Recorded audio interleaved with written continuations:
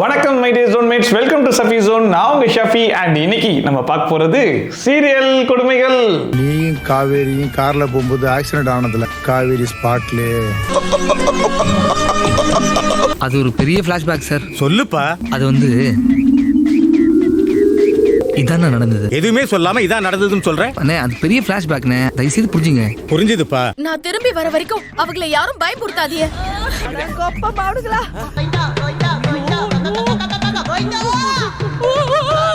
என்னன்னே புரியல. எனக்குமே புரியல. நான் வேணா கொஞ்ச நேரம் அழுவட்டுமா?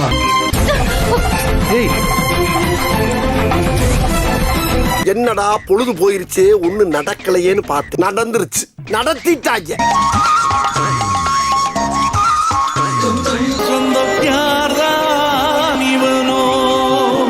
வழக்கம் போலதான் இந்த வாட்டியும் எக்கச்சக்கமான சிறப்பான தரமான சம்பவங்கள்லாம் மாட்டிருக்கு. வரிசையா பார்த்துருவோமா? ஆரம்பிச்சிடலாங்களா? என்ன எப்படி கேட்டுப்பிட்டியே? ஆரம்பிங்கப்பா. ஃபர்ஸ்டா குமார் ராமகிருஷ்ணன் அப்படிங்கிறவர் கமெண்ட் பண்ணியிருந்தாரு, மகாநதி சீரியல்ல இந்த ரேட்ல இந்த எபிசோட்ல போய் பாருங்க, என்னென்னமோ பண்ணிக்கிட்டு இருக்காங்க அப்படின்னு சொல்லிட்டு. ஆக்சுவலா இதுக்கு முன்னாடி வரைக்கும் மகாநதி தாண்டா இருக்கிறதுலே நல்ல சீரியல் அப்படிங்கிற மாதிரி போயிட்டு இருந்துச்சு. இப்ப எதை நோக்கி போகுதுன்னே தெரிய மாட்டுது. எதை நோக்கி பயணமா போய்கிட்டு இருக்குன்னே தெரியலையே. அம்மா, நீங்க எல்லாரும் எதுக்கு இங்க இருக்கீங்க? இது யார் வீடு? நம்ம லாஸ்ட் எபிசோட்லயே பார்த்தோம் இல்லையா, மகாநதியில பாத்தீங்கன்னா காவேரிக்கும் விஜய்க்கும் ஆக்சிடென்ட் ஆயிரும். இதனால காவேரிக்கு மெமரி லாஸ் ஆகி போச்சு. டாக்டர் சொன்னதை வச்சு பார்த்தா காவேரிக்கு உங்க அப்பா இறந்ததுல இருந்து இப்ப ஆக்சிடென்ட் ஆன வரைக்கும் எதுவுமே ஞாபகம் இல்ல.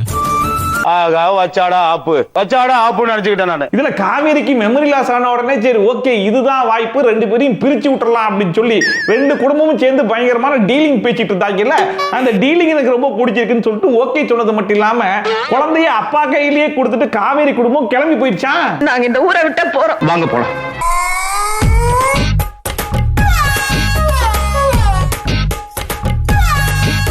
இதுல எல்லாருக்கும் காமனா வரக்கூடிய டவுட் என்னன்னு சொல்லி பாத்தீங்கன்னா, காவேரிக்கு எதுல இருந்து ஞாபகம் இருக்குது? அவங்க அப்பா உயிரோடு இருக்கிறதுல இருந்து ஞாபகம் இருக்கு இல்லையா? அந்த டைம்ல காவேரி யாரை லவ் பண்ணிட்டு இருந்தாங்க? நிவீனை தானே லவ் பண்ணிட்டு இருந்தாங்க. சோ அதுவும் கண்டிப்பா ஞாபகம் இருக்கத்தானே செய்யணும் அப்படிங்கிற மாதிரி கேட்டுருவாங்கன்னு சொல்லி அதுக்கு ஒரு டயலாக் வச்சிருக்காங்க. அந்த கொடுமையை கொஞ்சம் நீங்களே கேளுங்களேன். அட போய. இந்த 3 வருஷத்துல கங்கா காக்கு கல்யாணம் ஆகி குழந்தை பிறந்து யமுனா நிவனுக்குமே கல்யாணம் ஆயிடுச்சு பாருங்களேன். அப்படி வருதா? நான் கூட லெஃப்ட்ல இருந்து அப்படியே போய்டு நினைச்சேன். இதெல்லாம் நான் எப்படி மறந்தேன்னு நினைக்கிறப்போ எனக்கே ரொம்ப ஆச்சரியமா இருக்கு. எங்களுக்கும் அதே ஆச்சரியம் தாமா. நீ கடைசி 3 வருஷம் நடந்ததெல்லாம் மறந்துட்டன்றதெல்லாம் ஓகே தான். ஆனா நியாயப்படி நிவின் ஒன்னதானே லவ் பண்ணிட்டு இருந்தான். எப்படி ஒன்ன கழட்டி விட்டுட்டு இன்னொரு பொண்ணை கல்யாணம் பண்ணான்னு சொல்லி நீ ஷாக் ஆகணும். அவன் சட்டையை பிடிச்சி நியாயப்படி 4 கேள்வி நாக்க கொடுக்கிற மாதிரி கேட்டிருக்கணும். அதை விட்டு சந்தோஷமா அவனுக்கு கல்யாணம் ஆயிடுச்சேன்னு சொல்லிட்டு சிரிச்சுக்கிட்டே சொல்லிட்டு இருக்க. யமுனா நிவனுக்குமே கல்யாணம் ஆயிடுச்சு பாருங்களேன். நீங்க சூப்பருங்க. இப்ப காவேரிக்கு எதுதான்டா மெமரி லாஸ்? மெமரி லாஸ் ரெண்டா பொளந்து அதை 4ஆ வகுந்து என்னென்னமோ பண்ணி வச்சிருக்கீங்கடா. நாய் கொதறி வச்ச மாதிரி இருக்குது. சரி ஓகே, அந்த பிள்ளைக்கு மெமரி லாஸ்ன்றது கூட மன்னிச்சு விட்டுறலாம்டா. ஆனா வயித்துல சிசரியன் பண்ணதெல்லாம் எப்படா மறைச்சிக்க? எனக்கு எப்பமா கல்யாணம் பண்ணி வைப்ப? லிஸ்ட்ல இன்னும் நானும் நர்மதாவும் தான் பாக்கி. நல்ல பையனை பார்த்து கல்யாணம் பண்ணி வச்சிட்டேனா அப்புறம் எங்க லைஃப நாங்களே பாத்துப்போம். என்னடா வேலை பார்த்திருக்க நீ? என்ன பாவி பயலே. சரி, காவேரி தான் ஒரு பக்கம் இந்த மாதிரி ஸ்டாண்ட் அப் காமெடி எல்லாம் பண்ணிக்கிட்டு இருக்காங்கன்னு சொல்லி பார்த்தா நம்ம விஜய் சார் பண்ற காமெடியை நீங்க பார்க்கணுமே. காவேரி எங்க? காவேரி இறந்துட்டாப்பா. என்னடா சொல்ற? என்னால நம்ப முடியலையே. இப்ப நம்புவப்பா. நீயும் காவேரியும் கார்ல போகும்போது ஆக்சிடென்ட் ஆனதுல காவேரி ஸ்பாட்ல. ஆவத்தை ஹீரோயினுக்கு மட்டும் இல்ல, ஹீரோக்கும் சேர்த்தே மெமரி லாஸ் போலயே. எவ்வளவு மெமரி லாஸ்! அதாவது 2 பேருக்கும் ஆக்சிடென்ட் ஆகி 2 பேரையும் தனித்தனியா ஆபரேஷன் தியேட்டருக்குள்ள கூட்டு போறதுக்கு முன்னாடி 2 பேரும் நல்லா சாவகாசமா பேசிட்டு இருப்பாங்க. ஆனா இவங்களே தான் அவனுக்கு போட்டும் காமிச்சாங்க. உனக்கு ஒண்ணு இல்ல, ஒண்ணும் ஆகாது. நீங்க கூடவே ஃபீலிங்டா மச்சான். What I love. காவேரி இறந்துட்டாங்கன்னு வேற ஏதாச்சும் ஒரு ரீசன் சொல்லிருக்கலாம். அந்த ஸ்பாட்லயே இறந்துட்டாங்கன்னு சொல்றாங்களா? அதையும் ஹீரோ சார் உடனே நம்பிட்டாராமா. சோ ஹீரோ சாரை பொறுத்த வரைக்கும் ஹாஸ்பிட்டல்ல நடந்தது மட்டும் மெமரி லாஸ் போல. நீயும் காவேரியும் கார்ல போகும்போது ஆக்சிடென்ட் ஆனதுல காவேரி ஸ்பாட்ல.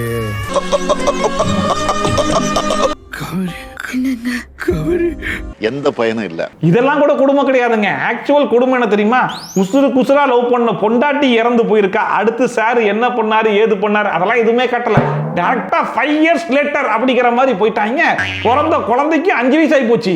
அது ஒரு பெரிய ஃபிளாஷ்பேக் சார். சொல்லுப்பா. அது வந்து இன்னைக்கு காவேரி குட்டிக்கு 5th பர்த்டே. இதானே நடந்தது. என்னப்பா எதுவுமே சொல்லாம இதான் நடந்ததுன்னு சொல்ற? ஐயோ அண்ணே, அது பெரிய ஃபிளாஷ்பேக்ண்ணே, தயவுசெய்து புரிஞ்சுங்க. புரிஞ்சுதுப்பா. ஸ்டார்டிங்ல என்னமோ கான்ட்ராக்ட் போட்டு தான் 2 பேரும் கல்யாணம் பண்ணாங்க. ஆனா போக போக 2 பேருடைய காதலும் நல்லா கான்கிரீட் போட்ட மாதிரி ஸ்ட்ராங் ஆகி போச்சா இல்லையா? சோ அப்படிப்பட்ட பொண்டாட்டி இறந்து போயிட்டான்னு சொன்னதை இவர் நம்பிட்டாருங்கிறது கூட ஓகே. ஆனா அந்த பொண்டாட்டி குடும்பம் என்ன ஆச்சு, ஏதாச்சு, என்ன பண்ணிட்டு இருக்காங்க போய் ஒரு 8 பார்த்துட்டு கூடவா வந்திருக்க மாட்டாரு. உங்களோட எந்த கேள்வி கேட்கிட்ட பதில் இல்ல. இவங்க கொண்டு போற ஸ்டோரியை பார்த்தா எப்படி தெரியுமா இருக்குது? காவேரி எப்போ போய் சேருவான்னு சொல்லி விஜய் காத்துக்கிட்டு இருந்த மாதிரியும், போய் சேர்ந்துடா நிம்மதிடா, இதுக்கப்புறம் அவளும் வேணாம் அவன் குடும்பமும் வேணாம்னு சொல்லி ஒதுங்கி இருந்த மாதிரி காமிக்கிறாங்க. காவேரி ஸ்பாட்ல குட்டி பாப்பாவா அழகு பாப்பாவா இருந்த நீங்க கொஞ்சம் கொஞ்சமா வளர்ந்து பெரிய பாப்பாவா ஆயிட்டீங்க. இதுல காவேரிக்கு பாத்தீங்கன்னா கரெக்டா ஒரு ஸ்கூல்ல வேலை கிடைச்சிருக்கான். ஏன்டா வேலை கிடைச்சிச்சுன்னு சொல்லி பார்த்தா யதார்த்தமா கரெக்டா அதே ஸ்கூல்ல தான் ஹீரோ சார் அந்த புள்ளைய கொண்டு போய் சேர்த்து வச்சிருக்காராம். காஞ்சிபுரத்துல இருக்கிற பெரிய ஸ்கூல்ல எனக்கு வேலை கிடைச்சிருக்கு. என்ன மாவு பேசுற? சீன் நல்லா இல்லையா? ரொம்ப பழசா இருக்குதேடா.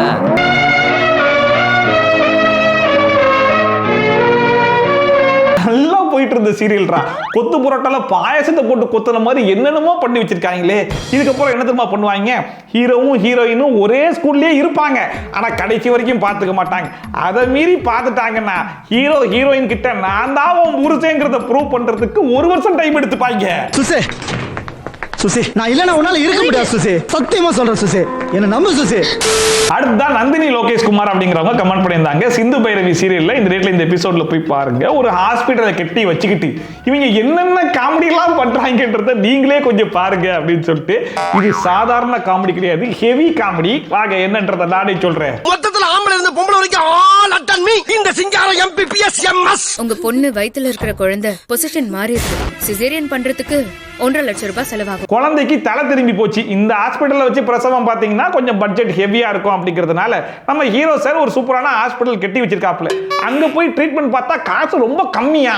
அதனால என்ன பண்றாங்க, அந்த ஹாஸ்பிட்டல்ல இருந்து இந்த ஹாஸ்பிட்டலுக்கு ஷிஃப்ட் ஆயிட்டாங்க. எந்த ராத்திரி போய் கதவை தட்டினாலும் முக சுளிக்காம வைத்தியம் பார்ப்பாங்க.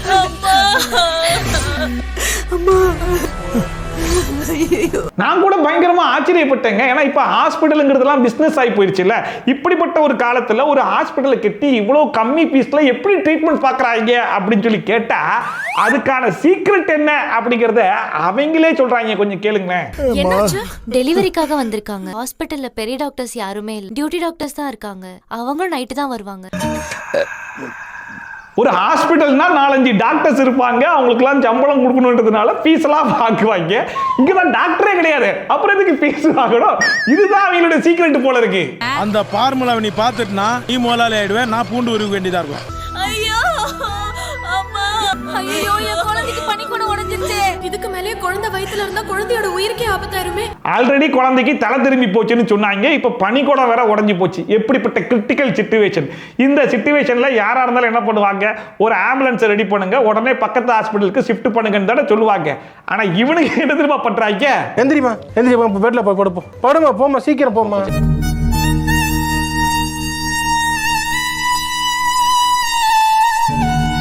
இல்ல என்ன தைரியத்துல டாக்டரே இல்லாத ஒரு ஹாஸ்பிட்டல்ல என்னது பனிக்கூட உடைஞ்சு போச்சா, தூக்குடா பேஷண்ட, உடனே ஆபரேஷன் தியேட்டர் கூட்டு போடா அப்படின்னு சொல்லி கூட்டு போயிட்டு டாக்டர்ல என்னடா பண்றது அப்படின்னு அங்க வச்சு பேசிட்டு இருக்காங்களா. இந்த அம்மாக்கு பனிக்கூட உடைஞ்சிருச்சுக்கா. நம்ம ஹாஸ்பிட்டல்லயும் டாக்டர்ஸ் யாருமே இல்ல. டாக்டர்ஸோட இன்ஸ்ட்ரக்ஷன் இல்லாம பிரசவம் பார்க்க கூடாதுக்கா.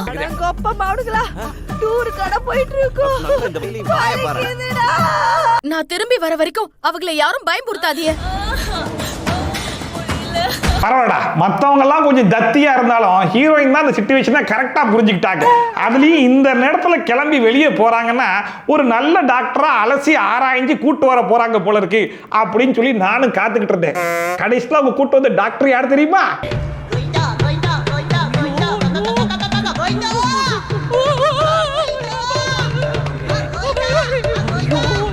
என்ன இந்த அம்மா டாக்டரை கூட்டு வருவாங்கன்னு சொல்லி பார்த்தா இந்த அம்மா மறுபடியும் ஒரு பேஷண்ட்டையே கூட்டு வராங்க. இந்த பாட்டி எதுக்காக இப்போ வராங்கன்னு தர பாக்குறீங்க. ஆக்சுவலா இந்த பாட்டி தான் இவ்வளவு பெரிய ஹாஸ்பிட்டலுடைய லோ பட்ஜெட் டாக்டர். என் பிள்ளைக்கு யாருமா பிரசவம் பார்க்க போறா? இந்த பாட்டி தான் உங்க பொண்ணுக்கு பிரசவம் பார்க்க போறாங்க. என்னமா சொல்ற? இந்த ஹாஸ்பிட்டல்ல தான் பிரசவம் நல்லா பார்ப்பாங்கன்னு சொல்லி நம்பி கூட்டு வந்ததுக்கு டாக்டர் இல்லைன்னு சொன்னது கூட பரவாயில்ல. இப்போ இந்த பாட்டி தான் பிரசவம் பார்க்க போறாங்கன்னு அவங்க அம்மா கிட்டே சொல்றாங்களா. அவங்க அம்மா சாக்காயி சரி ஓகே வேற வழி இல்லை அந்த பாட்டியே பார்க்கணும்னு அனுப்பிச்சு வச்சிட்டாங்களா. அது கூட பரவாயில்லைங்க. இவ்வளவு நேரமா டாக்டர் இல்லாம பிரசவம் பார்க்க கூடாது, டாக்டர் இல்லாம எதுவும் பண்ணக்கூடாதுன்னு பேசிட்டு இருந்த நர்ஸ் எல்லாம் பாட்டி சொல்றதை கேட்க ஆரம்பிச்சிட்டாங்க. கொஞ்சம் பொறுத்துக்கு குழந்தை பிறந்துருச்சு.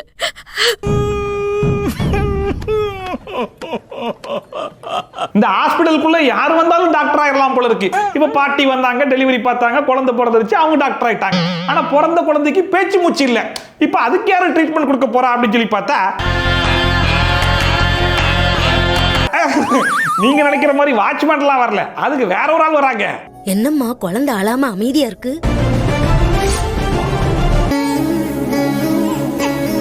என்னன்னே புரியல. எனக்குமே புரியல. நான் வேணா கொஞ்ச நேரம் அழுவட்டுமா? இல்ல ஹீரோயினே டாக்டரா மாதிரி உடனே ட்ரீட்மெண்ட் பண்ணி அந்த பிள்ளைக்கு பேச்சு மூச்சா வர வச்சிட்டாங்களா.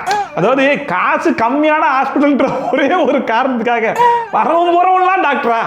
என்னடா காமெடி பண்றீங்க? குழந்தை அழுகுது பாட்டி. குழந்தை கண்ணு முழிச்சிடுச்சு.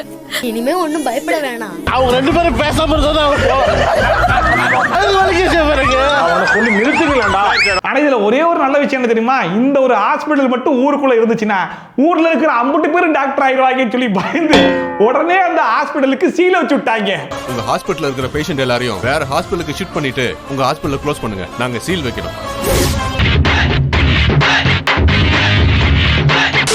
அடுத்ததா ஜார்ஜ் அப்படிங்கிறவர் கமெண்ட் பண்ணியிருந்தாரு. அண்ணா ஒரு 3 சீரியல்ல பாத்தீங்கன்னா கிட்டத்தட்ட ஒரே கான்செப்ட் வச்சு தான் ஓட்டிக்கிட்டு இருக்காங்க, கொஞ்சம் என்னன்னு பாருங்க அப்படின்னு சொல்லிட்டு.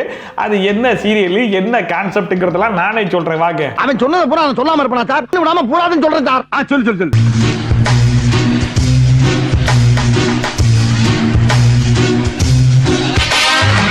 இது எதிர்நீச்சல் தொடர்கிறது அப்படிங்கிற சீரியல். இந்த சீரியலுடைய ஹீரோயினை வில்லனுங்க கடத்திட்டு போயிட்டாங்களா? பொண்ணை கடத்திட்டப்பா. சரி ஓகே, இப்ப அடுத்த சீரியலை பாருங்க. நந்தினி நீ தூக்கிட்டல விட்டுருவாமா? இது 3 முடிச்சு அப்படிங்கிற சீரியல். இந்த சீரியல்லையும் பாத்தீங்கன்னா கரெக்டா ஹீரோயினை தான் வில்லன்கள் வந்து கடத்திட்டு போயிருக்காங்க.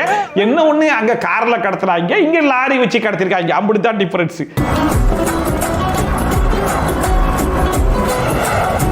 ஆனா இது ரெண்டு கூட பரவாயில்லைங்க. அடுத்த ஒரு சீரியல் வரப்போகுது. அந்த சீரியலுடைய கான்செப்டை மட்டும் நீங்க பாத்தீங்கன்னா நீங்களே ஆடி போயிருவீங்க, அசந்து போயிருவீங்க.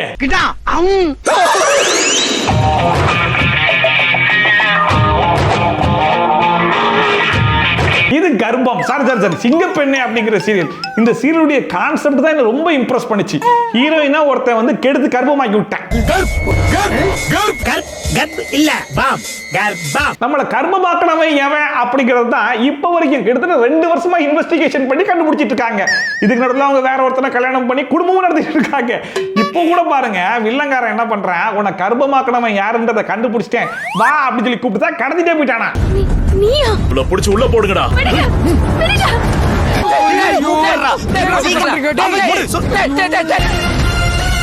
சரிப்பா, சீரியலுடைய கான்செப்ட் கொஞ்சம் அப்படி இப்படின்னு இருந்தாலும் மற்ற 2 சீரியல் மாதிரி இந்த சீரியல்லையும் வில்லன் வந்து ஹீரோயினை கடத்திட்டு போயிருக்கான். இதுல என்ன ஆடி போறதுக்கும் அசந்து போறதுக்கும் இருக்கு அப்படிங்கிற மாதிரி நீங்க கேட்டீங்கன்னா இதுக்கு அப்புறமா ஒண்ணு வருது, அதை கொஞ்சம் பாருங்க. இது உனக்காகவே ஸ்பெஷலா ரெடி பண்ண சேர் தான். உட்கார். சேர்ல ஒயரெல்லாம் கனெக்ட் பண்ணிருக்கனேன்னு பாக்குறியா? எப்படி இந்த இத்து போன சேரையும் அந்த ஒயரையும் எங்கேயோ பார்த்த ஒரு ஞாபகம் இருக்குமே. இன்னுமா என்ன தெரியல. 440 வோல்ட்ஸ் கரண்ட் அந்த சேருக்கு பாஸ் ஆகும். அது எப்படி தள்ளன்னு வையேன், கருகி பொசுங்கி போயிடும்.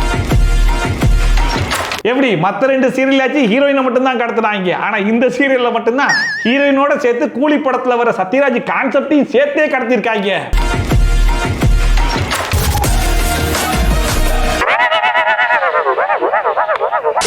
அடுத்தா துளசிக்காரன் சதீஷ் அப்படிங்கிறவர் கமெண்ட் பண்ணியிருந்தாரு, அண்ணா சலங்கை ஒளி அப்படிங்கிற சீரியல்ல இந்த ரேட்ல இந்த எபிசோட்ல போய் பாருங்க, ஒரு பயங்கரமான காமெடி பண்ணி வச்சிருக்காங்க அப்படின்னு சொல்லிட்டு.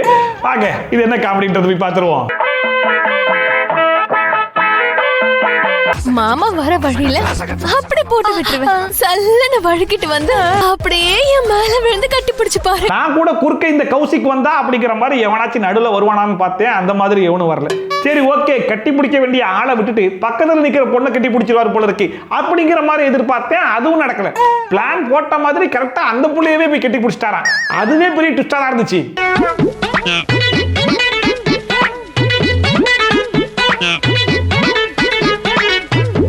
என்னங்கடா ட்விஸ்ட் அடிக்கிறீங்க? இந்த ஃபீல் ரொம்ப நல்லா இருக்கு மாமா. பழ நழுவி பால்ல விழுன்னு சொல்லுவாங்க, அது இதுதானா?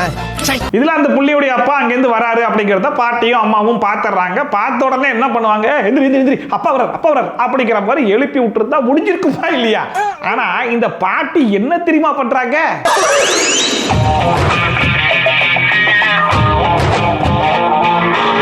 உனக்கு மசால் வட்ட சைஸ்ல எங்கேயோ ஒரு மச்சம் இருக்குடா. இல்ல ஒண்ணும் இல்லடா. ரெண்டு பேரும் எழுப்பி விடுறதுக்கு பதிலா நல்ல சிக்கன் ரோல சுத்துற மாதிரி அவங்க ரெண்டு பேரையும் வச்சு கார்பெட்ல ரொம்ப ஈஸியா சுத்தி விட்டாங்களாமா. இத்தனைக்கு உள்ள ரெண்டு பேரும் கத்திட்டு தான் கிடக்குறாங்க. அது கூட அப்பா காதுல விழலையாமா. அப்பந்தானே மாமா மாமா ப்ளீஸ் மாமா கொஞ்சம் காமாரு மாமா, என்னோட அப்பா வந்துட்டாருன்னு நினைக்கிறேன், ப்ளீஸ் மாமா. அதுலயே அந்த சீனை கொஞ்சம் நல்லா பாருங்களேன். சீரியல் ஒண்ணுதான் குடும்பத்தோட உட்காந்து பாக்குற மாதிரி இருந்துச்சு. இப்ப அதையும் பார்க்க மாட்டாங்க போல இருக்கு. உங்க அப்பா வந்து எனக்கு என்னடி? ப்ளீஸ் மாமா ப்ளீஸ். மாப்பிள்ள மனசு கோணாம நடந்துக்கமா. நீ எல்லாம் ஒரு மாமன். இதுல அந்த மனுஷன் வந்து என்னமா கார்பெட் எடுத்து இப்படி சுத்தி வச்சிருக்கீங்க அப்படின்னு சொல்லி கேக்குறதுக்கு அந்த மனுஷனுடைய பொண்டாட்டி ஒரு காரணம் ஒண்ணு சொல்லுவாங்க பாருங்க. ஏன் இப்படி ஃபோல்ட் பண்ணி வச்சிருக்கீங்க? சித்தி ஊர்ல இருந்து கொரியர்ல வந்திருக்கிற மேக்கப் கிட்ஸ் மாமா. மேக்கப் கிட்ஸா? ஏன்னா சொல்றதுக்கு ஒரு காரணம் கூட கிடைக்கல. மேக்கப் கிட்ட மூட்டை மூட்டையோட வரும் கார்பெட்ல போட்டு சுத்தி வைக்கிறதுக்கு. இது ஒரு காரணமா? இந்த காரணத்தையும் கேட்டுட்டு அப்படியா சரி ரைட் அப்படின்ற மாதிரி கிளம்புறாரு அவரு. நான் வரேன் அபூர்வா. சரிங்க மாமா. முதல்ல கிளம்புங்க. ஐயோ அதெல்லாம் 5 நிமிஷம் வாழ்ந்தாலும் மானத்தோட வாழ்றோம். அடுத்ததா பிரபாவதி அப்படிங்கிறவங்க கமெண்ட் பண்ணியிருந்தாங்க, ஹாய் ஷபி ப்ரோ, சன் டிவியில் வரக்கூடிய லக்ஷ்மி சீரியல்ல இந்த ரேட்ல இந்த எபிசோட்ல போய் பாருங்க, கோவில்ல பொங்க வைக்கிறாங்க, அதுல என்ன காமெடி பண்றாங்க பாருங்க அப்படின்னு சொல்லிட்டு. வாங்க என்ன நியாயம் பண்ணி வச்சிருக்காங்கன்னு பாப்போம். இது பொங்கலை பொங்கி நம்ம போட்டு படையில போட்டு அவிச்சு தின்னு.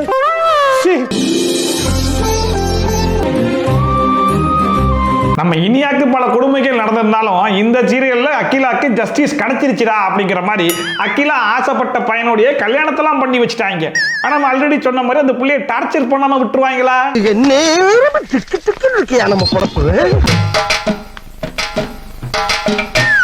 இப்ப நம்ம அகிலாவும் அகிலாவுடைய அக்காவும் ரெண்டு பேரும் என்ன பண்றாங்க, பொங்க பானையில பொங்கல் வைக்கிறாங்க.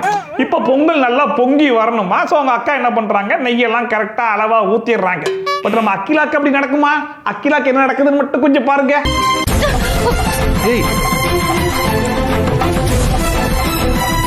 என்னடா பொழுது போயிருச்சு ஒண்ணு நடக்கலையேன்னு பார்த்தேன், நடந்துருச்சு, நடத்திட்டாங்க. இப்ப தெரிஞ்சோ தெரியாமையோ பொங்க பானைக்குள்ள நெய் பாட்டில் விழுந்துருச்சுன்னா விழுந்த உடனே ஐயோ அப்படின்னு சொல்லிட்டு டப்புன்னு எடுக்கிறதுக்கு தானே முயற்சி பண்ணுவோம். ஆனா இங்க என்ன பண்றாங்க, கடைசி வரைக்கும் அந்த நெய் பாட்டில பானையில இருந்து எடுக்கவே மாட்டாங்க. எல்லாத்துலயும் விளையாட்டம், நெய் ஃபுல்லா உள்ள விழுந்துருச்சு. என்ன நினைச்சிட்டு இருக்கீங்க? என்ன அகாத்துகா நினைச்சீங்களா? விழுந்த நெய் பாட்டில அப்பவே எடுத்திருந்தா கூட பொங்குறதுக்கான வாய்ப்புகள் இருந்திருக்கலாம். ஆனா நெய் பொங்கல் இல்லை, இது நெய் பாட்டில் பொங்கல்ன்ற மாதிரி பாட்டிலையும் உள்ளே வச்சுட்டாங்களே. இப்ப எப்படிரா பொங்கும் அப்படின்னு சொல்லி பார்த்தா பொங்கிருச்சு. அகிலா நான் தான் சொன்னேன்ல. ஏன் திமுங்களா எப்படி? அதான் முதல்ல நானும் யோசிக்கிறேன், என்னடா இது நெய்யை அளந்து ஊத்துனா அகிலாவுடைய அக்கா பானை பொங்கல, ஆனா நெய் பாட்டில போட்டு ஆக்கினா அகிலாவுடைய பானை மட்டும் எப்படா பொங்குச்சு அப்படின்னு சொல்லி பாக்குறீங்களா? அது வேற ஒண்ணு கிடையாது, அகிலாவோட பானையில நெய்க்கு பதிலா கொஞ்சம் சென்டிமெண்ட்டை புளிஞ்சு விட்டாங்க. நீ பொங்க பானையை மாத்தி வைக்கிறத நான் பார்த்தமா. துக்கம் தொண்டை அடிச்சு பஸ்ட் அவுட் ஆகி வெளியே வருது. வெளியில வந்துருச்சுல, விஷயத்தை சொல்லு கேளுங்க.